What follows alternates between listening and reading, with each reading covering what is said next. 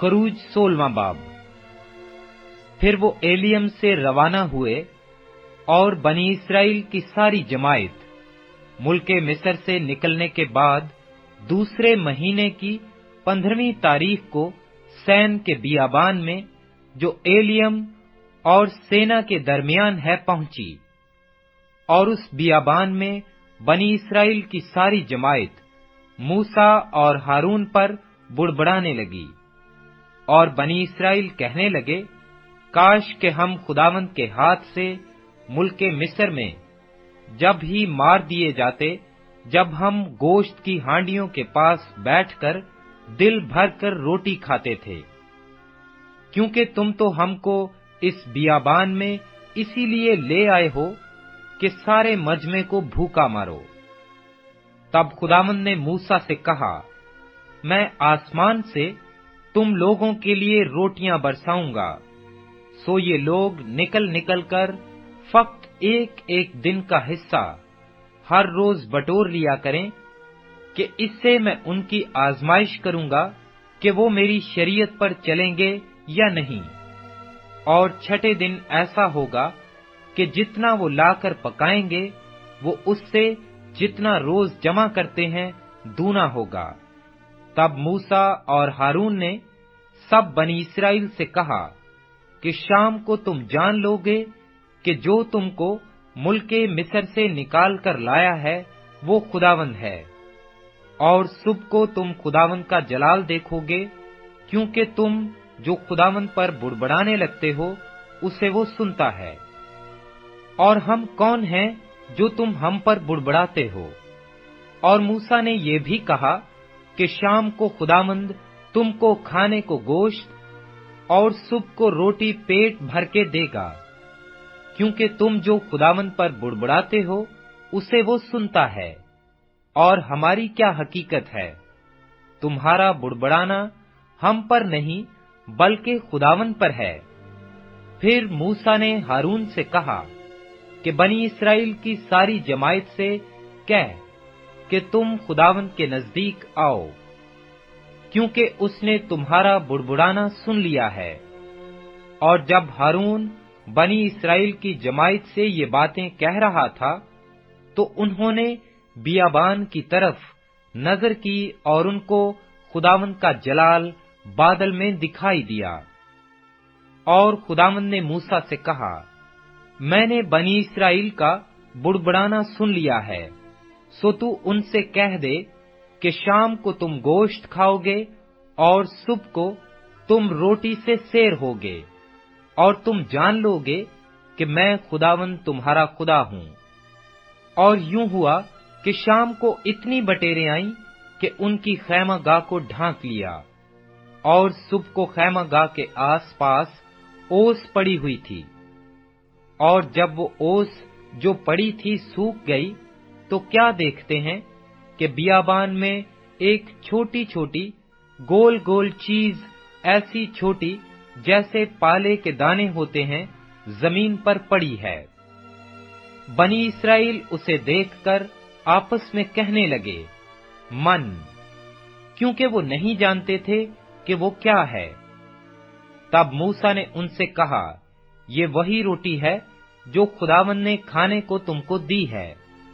सो खुदावंद का हुक्म ये है कि तुम उसे अपने अपने खाने की मिकदार के मुआफिक, यानी अपने अपने आदमियों के शुमार के मुताबिक फीकस 1 ओमर जमा करना। और हर शख्स उतने ही आदमियों के लिए जमा करे जितने उसके डेरे में हों।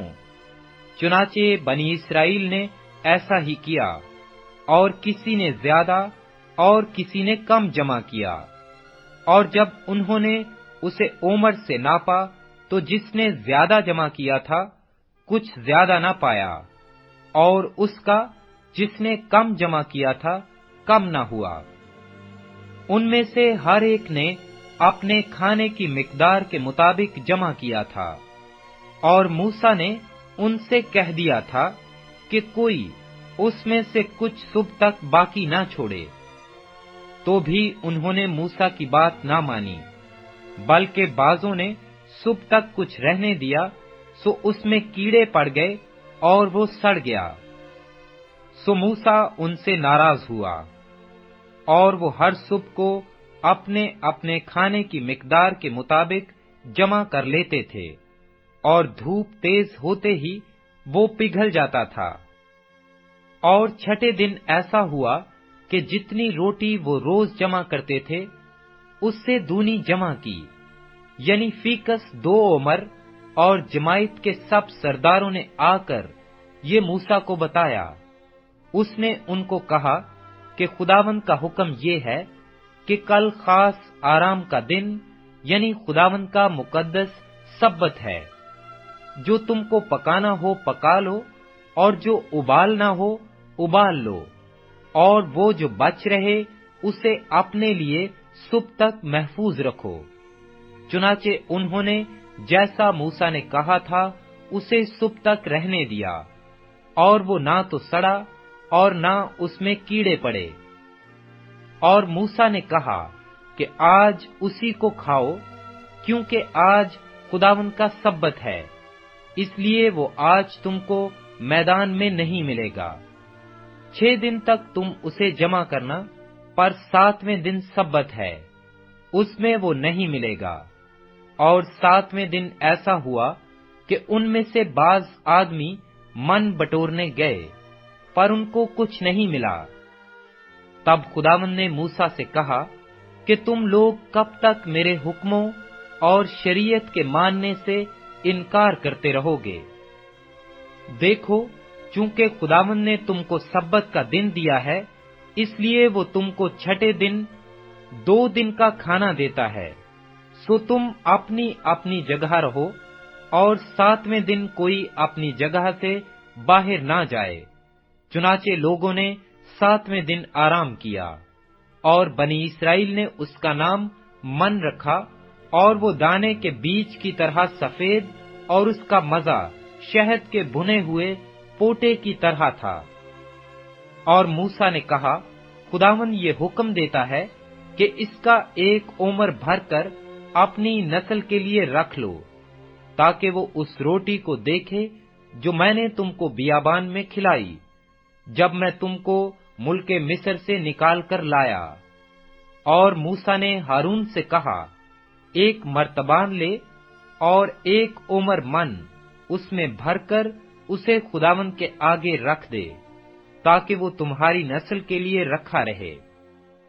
और जैसा खुदावंद ने मूसा को हुक्म दिया था, उसी के मुताबिक हारून ने उसे शहादत के संदूक के आगे रख दिया, ताकि वो रखा रहे। और बनी इस्राएल जब तक आबाद मुल्क में ना आए, यानी 40 बरस तक मन खाते रहे, अलगर्ज जब तक वो मुल्के कैनान की हदूद तक ना आए, मन खाते रहे। और 1 ओमर एफा का 10वां हिस्सा है। खरूज 17वां बाब। फिर बनी इस्राएल की सारी जमायत सैन के बियाबान से चली, और खुदावंद के हुक्म के मुताबिक सफर करती हुई रफेदेम में आकर डेरा किया। वहां उन लोगों के पीने को पानी ना मिला। वहां वो लोग मूसा से झगड़ा करके कहने लगे कि हमको पीने को पानी दे। मूसा ने उनसे कहा कि तुम मुझसे क्यों झगड़ते हो और खुदावंद को क्यों आजमाते हो? वहां उन लोगों को बड़ी प्यास लगी, सो वो लोग मूसा पर बुड़बड़ाने लगे और कहा कि तू हमको और हमारे बच्चों और हमारे चौपायों को प्यासा मारने के लिए हम लोगों को क्यों मुल्के मिस्र से निकाल लाया? मूसा ने खुदावंद से फरियाद करके कहा कि मैं इन लोगों से क्या करूं? वो सब तो अभी मुझे संसार करने को तैयार हैं। खुदावंद ने मूसा से कहा कि लोगों के आगे होकर चल, और बनी इस्राएल के बुजुर्गों में से चंद को अपने साथ ले ले, और जिस लाठी से तूने दरिया पर मारा था उसे अपने हाथ में लेता जा। वहां हौरब की एक चट्टान पर खड़ा रहूंगा, और तू उस चट्टान पर मारना, तो उसमें से पानी निकलेगा कि ये लोग पिएं। چنانچہ موسیٰ نے بنی اسرائیل کے بزرگوں کے سامنے یہی کیا، اور اس نے اس جگہ کا نام میسا اور میربا رکھا، کیونکہ بنی اسرائیل نے وہاں جھگڑا کیا اور یہ کہہ کر خداوند کا امتحان کیا کہ خداوند ہمارے بیچ میں ہے یا نہیں۔